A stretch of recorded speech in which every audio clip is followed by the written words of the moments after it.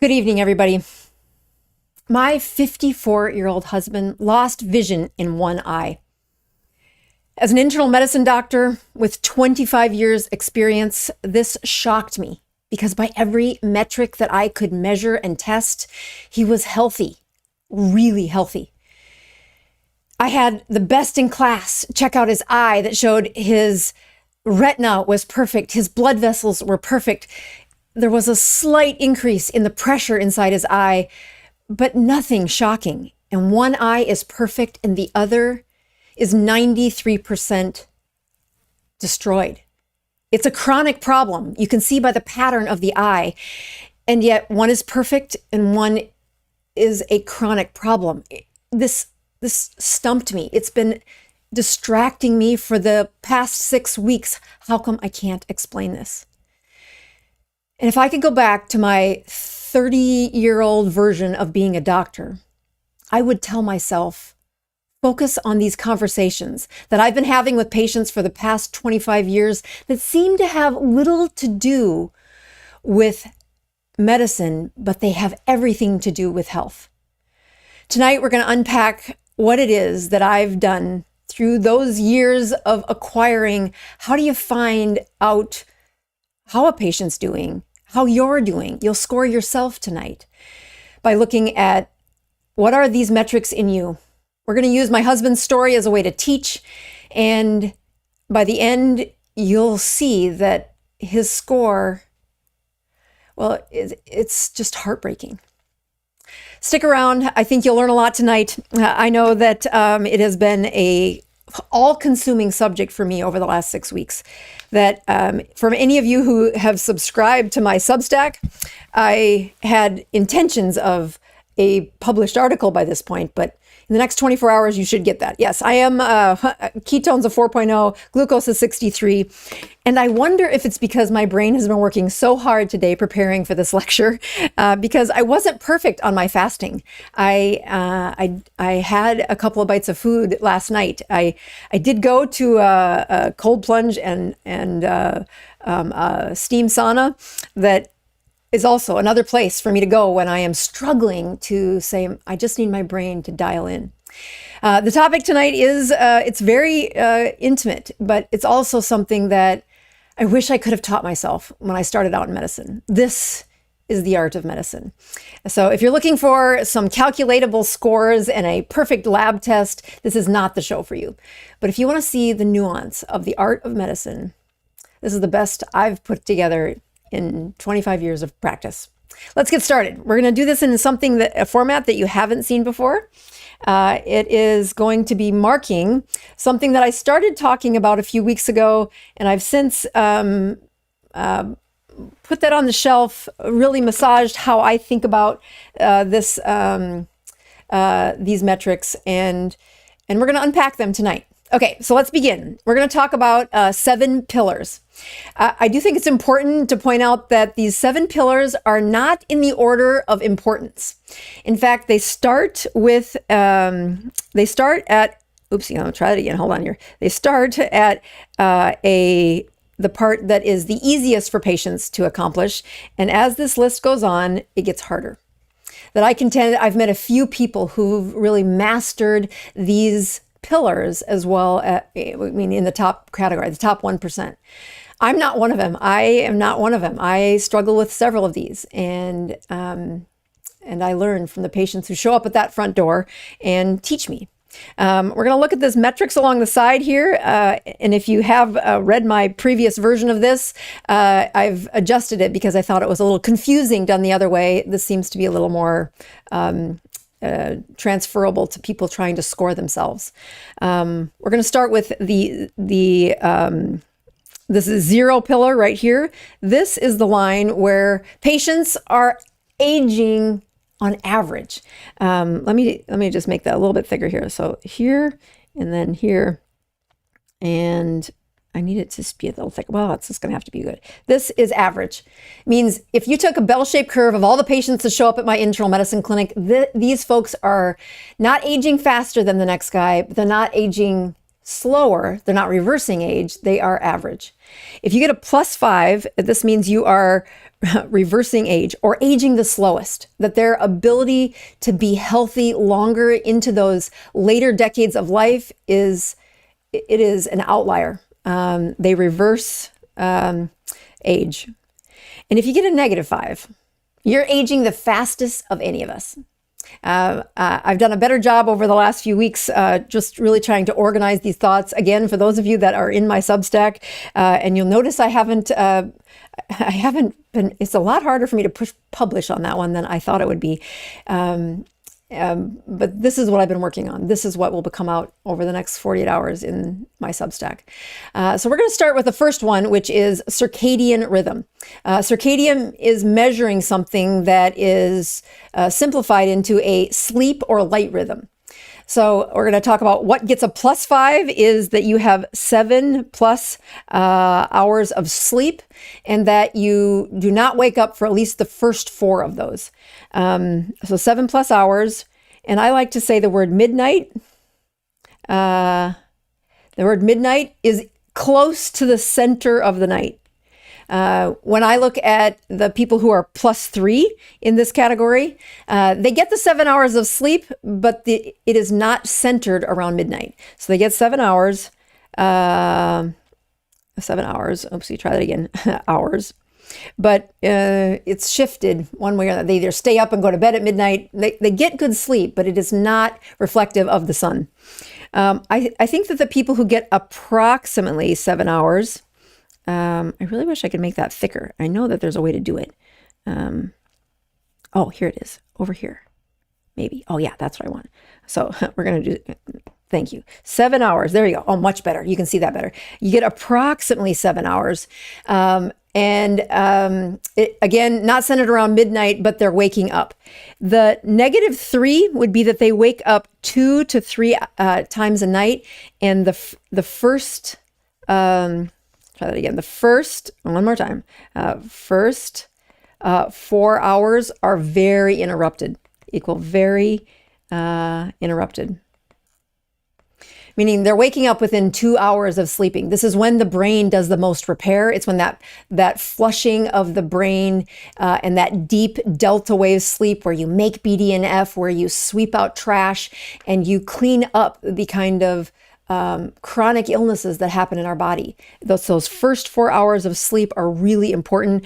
In these folks, they do not wake up. The first 4 hours equal unbroken. And it's solid.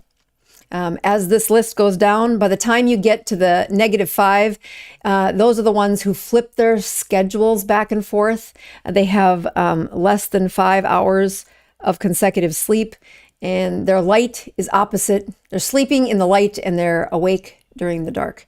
And for all the shift workers out there that sacrifice their lives for this, I will say I praise you for what you do, but you take a huge part of your health, and we as those people depending on you to work the night shifts should be thanking you. All right, we're going to go to the next one, which is the food pillar. Again, food, there are many, in my original idea of this, I was going to use food as another substance, but I believe it stands all on its own as a coping skill. What this metric is really measuring is the patient's relationship with food.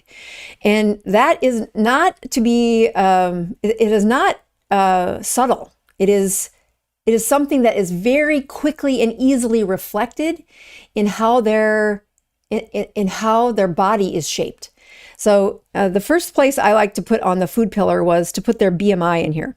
A BMI between 18 and 25 is found in the +3, the +5, and then even the +1 here, 18 to 25. That when you get a BMI of 0, it is 18 to 27, and a BMI of -1 is less than 18 or 26 to 29. And then I get -18 and greater than 29. And again, less than 18 and greater than 28. Okay, so what separates those? When I look at the way these patients sort out, the top one touches ketosis for long stretches, where they are able to see ketones 2 to 3 times a week, especially first thing in the morning. So they get ketones often. Let's bump down to the bottom one. This metric is food that has a strong emotional drive for why they're eating. The boredom, the stress, the celebration, the ultra processed. And what that really means is they never see a ketone. They haven't in decades. And again, ketones are part of emptying the storage of our bodies, that when the relationship with food is present, their ability to hold their weight stable is in part because they're emptying the storage, which is ketones.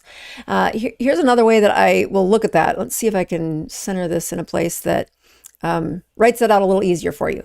So I put this over here, see if I can make this a little bit bigger for you, that the +5 here is you eat to nourish. Again, consistent ketosis.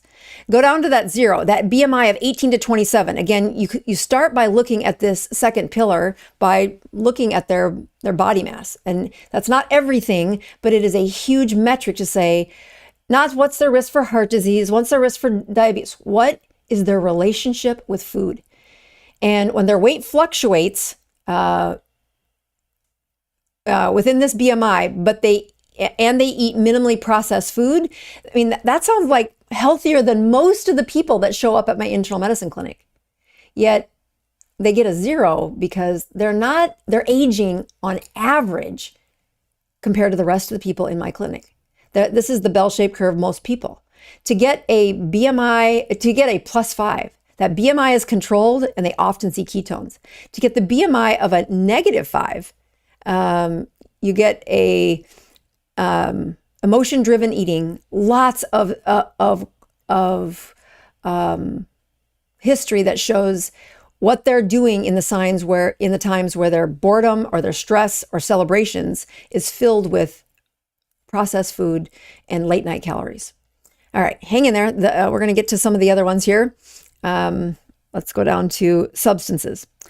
Now, substances was actually something that took me a lot longer to write about because I have a assessment of that. I have what I think. And before I wanted to tell everybody, I thought, dang, I should fact check myself. Do I have this right? And I'm going to tell you a story again, that substances are a way that they can be a way that you support your health, like supplements that people take, but substances can also be a way that you hijack your health. And, this is an unpopular message in 2025 of some of the things that make this list and some of the things that don't. I'm going to put this over to the one that's written out. So let's actually put the easy ones on there. On the top one are easy. You have no caffeine, and I am not perfect here. This is not even close to what I'm perfect at. No caffeine, no nicotine, and no alcohol. That let's go down to the -1, because that's another place where it sorts. And then I'll show you the chart and the others with the words all written out. Here is any THC, any tobacco. Notice that nicotine and tobacco are not mutually exclusive. They mean different things in this list. Any opioids, and any other stimulants like amphetamines, meth, or other stimulants. Let me unpack this in a way that, again, my whole career is peak brain performance. When I look at substances, I really want to demonize some of them because I think they're not healthy for people. But when you get to the literature, let's go over to this list. And this will make a lot more sense when I talk about how I score my husband. When I met my husband, it was, we were 22 years old. And again, we are 30 years into a happy marriage. But at 22 years old, he was the opposite of what I wanted to marry. He was an overweight, cigarette smoking, truck driving salesman that was cocky and witty and very irritating. This boy started asking me out and asked me out every day for 2 years. 2 years. Who does that? I mean, I kept thinking, I know I said no in a way that should give him a clue that I'm not going to date somebody who smokes cigarettes. And this story unfolds that, again, substances that do harm, I was sure. I mean, I moved out of my farmhouse at the age of 10 in South Dakota and told my dad, I am not moving back in until you quit smoking cigarettes. I was 10. It was winter in South Dakota. There is no way I am going to date a boy who smokes cigarettes. So how did he land a date with me? Well, stick around. I'll finish telling you the story in a bit.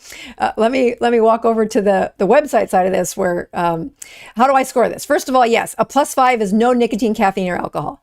A +4.5 is caffeine only. You have caffeine earlier in the day. It is not sweetened. There are no creamers in it.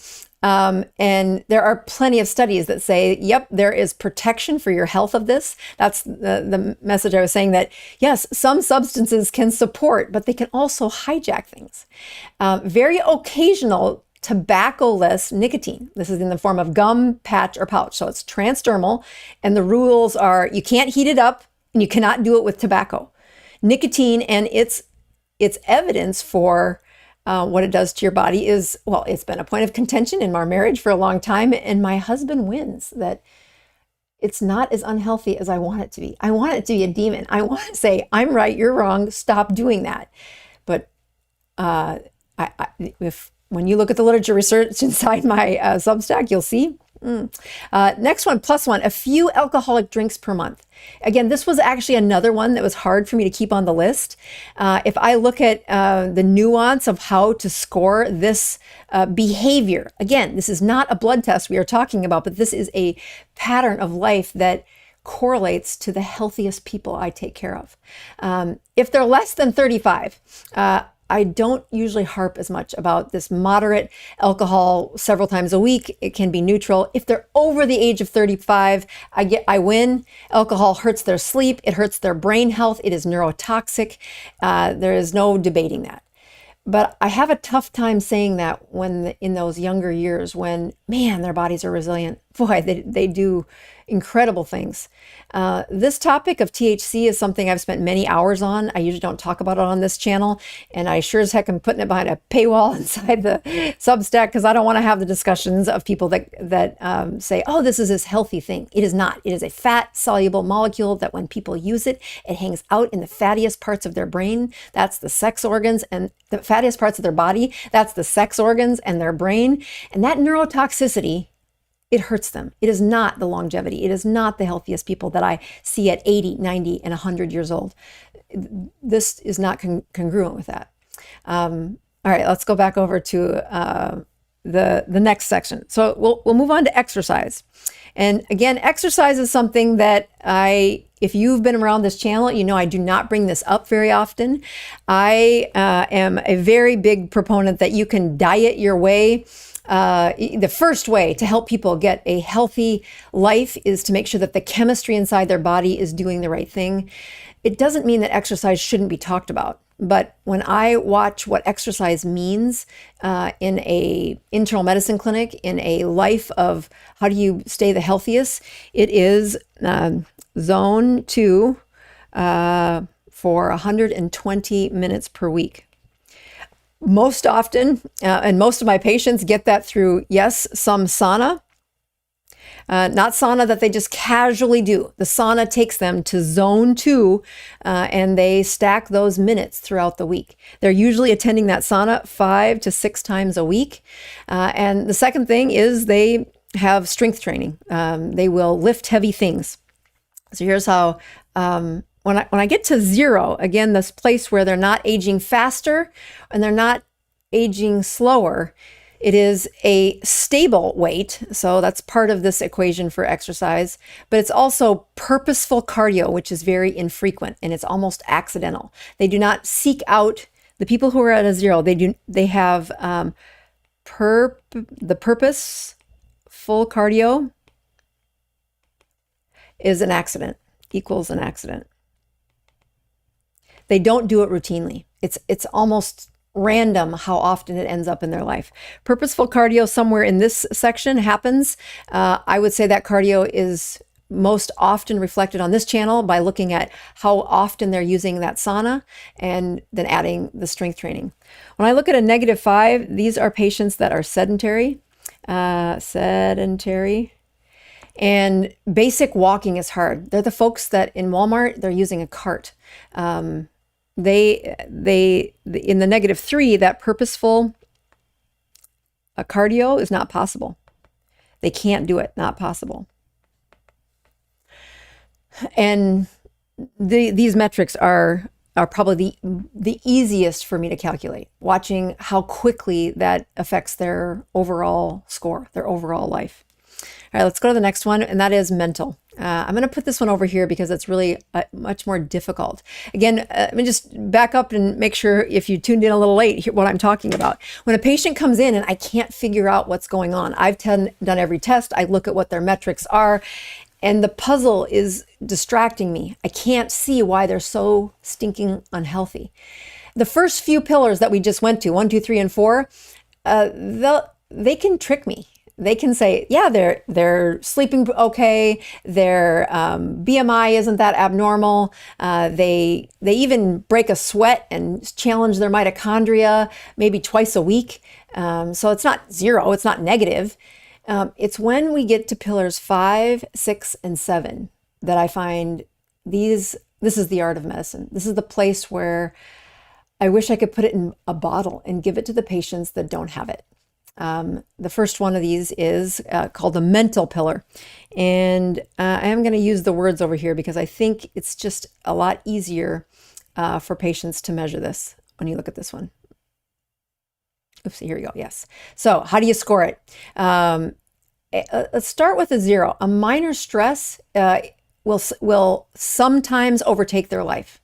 And then you briefly recover. They don't hang out in the zone where life's events don't derail them. Let's go down to the bottom one because I think that's also an easy one for patients to relate to. Drama rules their decisions. It happens not just the first time I meet them, but we're 10 years into this relationship. And every time I see them, there's something dramatic that has derailed their treatment plan, that has derailed their life. And it has nothing to do with cortisol. I mean, it has to do with cortisol, but I'm not checking your cortisol to figure this out. This is a mental resilience that is present or not present. And when you see me unpack Chads, you're going to see, you'll understand this a lot better. Let me show you the top ones. Routine, or a +3 is routine use of skills that keep you in the present moment. A +5 is they spot stresses, major stresses. They quickly adjust their life and they return to baseline. Even if it's a new baseline, they recognize it. It is a skill that I think, I wish they could teach this in middle school. It is such a predictor of those people who've found their way through very difficult seasons of life and then landed back on their feet and their health. They age so well. They age so well. Again, we'll unpack Chad's score here in a minute. Let's go back to this one. So the next one we'll do is faith and purpose. If I look at the top score for faith and purpose, they can say, they can clearly name their purpose, name your purpose. Usually within a sentence. What is your purpose? And they articulate it. Now, I've seen this change with patients over time where their season of life adjusts. They're in a child rearing stage at the beginning of our relationship. A child dies. And their ability to restore that purpose of their life, it's something that inspires me. I watch these patients How can you get out of bed the next day? How can you get out of bed a year later? And yet they don't just get out of bed, they clearly name their purpose. That I contend you can't do this without a constant connection to your higher power. And again, I'm an internist. I want to order your labs, give you a diagnosis, find the medication that's going to improve. But when I get stumped on a patient and I'm trying to say, why are they struggling to be so healthy? And this is missing. Well, it's a very delicate conversation to have behind an exam room door of, tell me how it is that you see your way out of this story that you're stuck in. When I look at a +3, I usually their faith supports most decisions. When I look at a 0, almost always the last 5 years, the past 5 years are stable. And that means they've got the same job.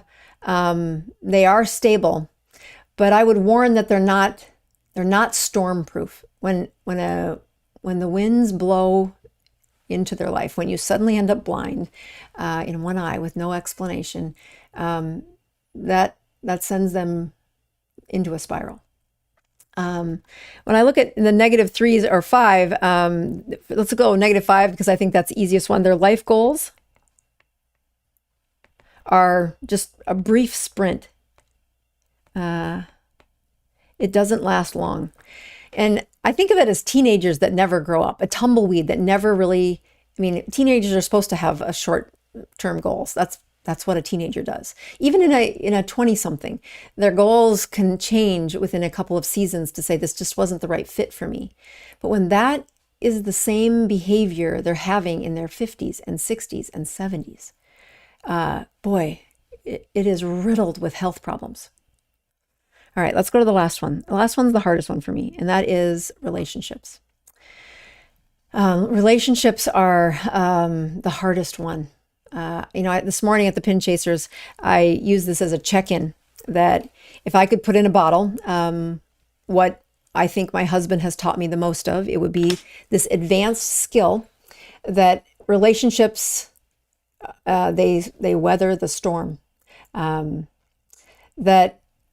going to read to you the scorecard for this. And when I went through check-ins this morning, for anybody that showed up at the Pin Chasers, I wanted them to look at how would you score yourself for the most difficult of these pillars. We didn't have time to go through all 7. I hopped right to the ending punchline, which was, in life, where do you land when scoring relationships? And again, it's easy to just order your cholesterol and tell you how you're doing. This is a difficult conversation. Let me go over to this spot right here that says, all right, if I look at, let's start with a 0. Long-standing family mentor ties are present, but they're not actively shaping you. Now, honestly, I see this very common in the 20-somethings. And again, they're not aging faster or aging less than everybody else. But as you look at those sequential decades of life, when they have these mentor family ties present, but they don't allow these people who figured things out that you haven't yet to shape you, it is a form of isolation. It is the first step of isolation.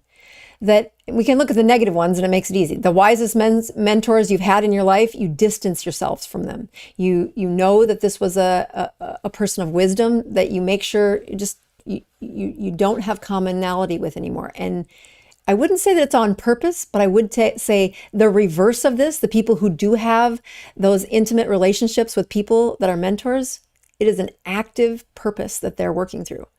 They show up and they have, they try for those relationships. They don't just blow them off. -3 is the toxic relationships remain in their life. Very few new friendships come into their life.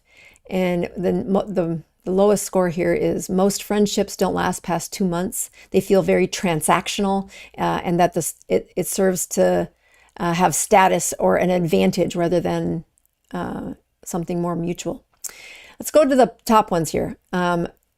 if I look at the ones with a +3, and I'd put myself somewhere between a +2 and a +3. The conflicts are navigated, but not avoided. You protect against toxicity with solid boundaries. But as you look at the top person, 3 to 5 core stable relationships for decades. And if they look past in the last year, have they had a new friend join their life? There are dozens of healthy ties that ebb and flow throughout their life. So I bring this up with a scorecard that I'm about to show for Chad, and that his life by the metrics, by looking at what is your score as you look at this. I have learned more things from answering, saying yes to a man who asked me out 2 years in a row, where I said no for 2 years. And then finally said yes because he was the first person. I could not figure him out. I am married 30 years and I still can barely figure him out. And as I watch the things I've learned from him, I am such a better person because of him, and because of about probably 24 patients in my practice over the last 25 years that hit the 5s on this scorecard. And they led a life that was not measurable by any lab. It was measurable by these metrics that sound easy at the top. Get good sleep. Don't have a toxic relationship with food. Don't use substances as your coping skills. Find a way that your mitochondria get a workout. And then the tough ones, that they start with, how do you mentally deal with life's setbacks? What is your purpose? What is your higher power? And what are the relationships what's your relationship score? That I would contend, my husband's score, we're going to score them right here, is, again, one of the top ones I've ever seen, which is what makes it so difficult for me both of us over the last 5 weeks. And if you watch the show, you know that I started to talk about this right after it happened, and I took down the video because it bothered me so much to see, it is so unfair that he does so many of these things right. And yet this chronic problem has been happening behind the surface of his eye, and he's 93% blind in one eye. It is the part of medicine that I wish I could have given to my patients about 20 years ago. Instead of saying, let's focus on your blood pressure and your hemoglobin A1C and your C-reactive protein, I would have been saying, every visit, I want you to score this. And you think that it's something you'll do in your future self. It's not. It's something that at 54 years, I'll be 54 in another month. He'll be 55 in another month. That he has so outperformed, not just me, but the other people that that come to me for this professional advice. Doctor, help me be healthy. And I wish I would have been teaching them this for the last 20 years. We're gonna score Chad's circadian numbers because, again, I ask you to do this for you, but let me put this in here. So number 1, his circadian rhythm. I would give him a +4. I would almost always give him a +5. His bedtime is somewhere between 9:15 and 9:45. He sleeps solid without waking up, and at least until 2 o'clock in the morning, and then is out of bed by about 4:30. His routine deep sleep is a gift. And again, this is one of the easier things to accomplish. His relationship with food, when we first met, like I said, he was overweight. I don't think I could call him obese yet, but he did get almost obese. I tell him his relationship with Coca-Cola started with it in a bottle, that his mother would give that to him in a bottle. But what he's done with that relationship with food is better than almost anybody I've ever met. I'd give him a +5 on that. That his body weight has been between a 22 and a 24 BMI for at least 15 to 20 years. That he's been at 155 pounds. So let's see, 155 pounds right now at 5'10". I think that's a body mass index of 22, and it's stable. This food is not it is not a major coping skill for him. That's not what he gets distracted with. So I'd give him a 5 on that. Let's go to the substances. So again, this is one we fight about because I want to win on his topical use of nicotine. But especially over the course of the last 6 years, there have been several studies that low dose nicotine is not the enemy that I wanted it to be. Now, it does not come in the form of tobacco. It is not heated. A vape and tobacco has some incredibly dangerous toxicities that are coming out for it. So his vice is this nicotine pouch that's in his wheelhouse for coping skills. So I'd give him maybe a +3 or a +4 because it really is a low dose. He does have caffeine, again, not a bad substance, but he'll trade. If he's going to have something naughty, it's not alcohol. It's Coca-Cola. It's a few sips of Coca-Cola a month are still on his list. So again, a 3 or a +4. Exercise, the data that he loves to throw in my face, not throw in my face, but we debate about is how effective a sauna is. And I contend I know as much about saunas because I've tried to debate my husband and say, you should come to CrossFit with me. You should be coming to CrossFit with me and the boys. And he's like, I do my sauna 5 to 6 times a week, and I do a better metabolic workout for my mitochondria than you guys get when you go 3 times a week to CrossFit. Now, I think there's a blend, but he does get a really good, for exercise, he gets a +5. He gets 120 minutes of zone 2. He has been doing strength training since he got his blindness, actually, because of how important that balance is, and probably something that is worse than it should be. So between a 4 and a 5. The next one is mental. If you've ever seen somebody who does this well in your life, man, interview them, ask them how they do this. Again, he would be a +5. That our journey together has had some major stresses, some major setbacks. If you've been around the channel, you know that when life is about to just completely change your whole life, his ability to sort and not get whirlwinded into an episode of consistent anxiety, consistent depression, worrying to the point where you can't sleep. His sleep since this diagnosis has gone from a +5 to a +4. He does wake up in the last month and a half, thinking about how did this happen. And I will say that a new normal is coming his way. He's dealing with it a lot faster, a lot better than his wife is. And that's because of this skill set where he sorts and deals with adversity and advantage. Like when life goes well, it doesn't change who he is. It doesn't change how he approaches the world. And again, that comes from the next step, which is faith and purpose. I think he started going to a men's Bible study when we were 22 years old, 23 years old, 24 years old, right after I had to be 26 years old. Okay, sorry, yeah, 26 years old. And he's been in a group of men trying to be better, men of service of their wives, of their families, of their community.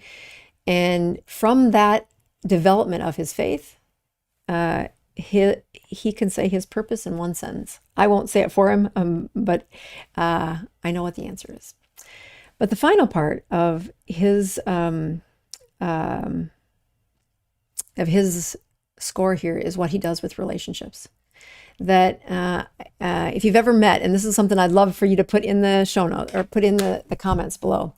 If you've had to write down how many relationships do you have that are active, not just that you know them and they're still alive and you went to kindergarten with them, but that are 4 decades old, 3 to 4 decades old, depending on your age. So that's one measurement of this ability to have relationships. And for relationships to last that long, there is a resilience in having conflict with one another and staying present, not excommunicating them from your life, not saying, I'm right, you're wrong, and walking the other way, but the skill to stay present with a friendship that is 3 to 4 decades long, while also maintaining that you have at least 2 new friendships in your life over the last year.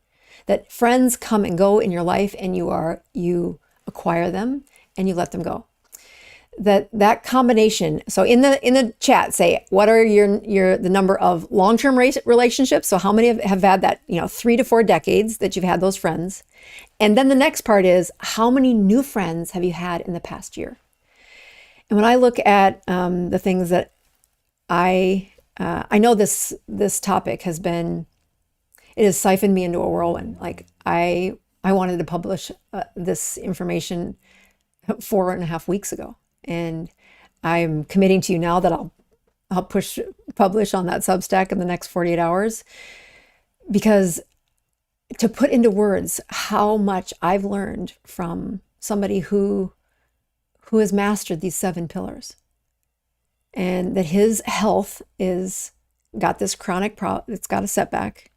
And I am not looking for pity. I'm trying to show you that when people have a cross to bear, I mean, it could have been pancreatic cancer. It could have been metastatic cancer to the brain. It could have been multiple sclerosis. There are many terrible things on the list that take the vision away of a 54-year-old. And my younger self would have said, well, they're not going to protect you. These 7 pillars aren't going to protect you from the disasters of life. Like the patients still have them. But what the wisdom of seeing patients for these last 25 years, and then an up close and personal assessment of somebody that I know intimately.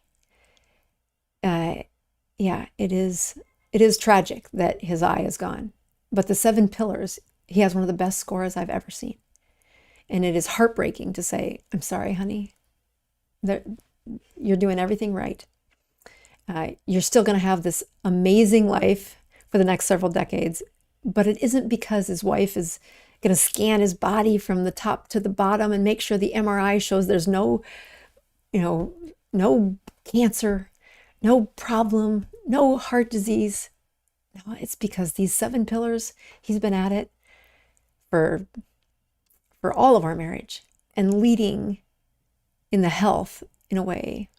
A super nerdy internal medicine doctor couldn't get it as right as he did it. I share this with you tonight as a very personal story that I had a lot of folks write in saying, what happened to that story?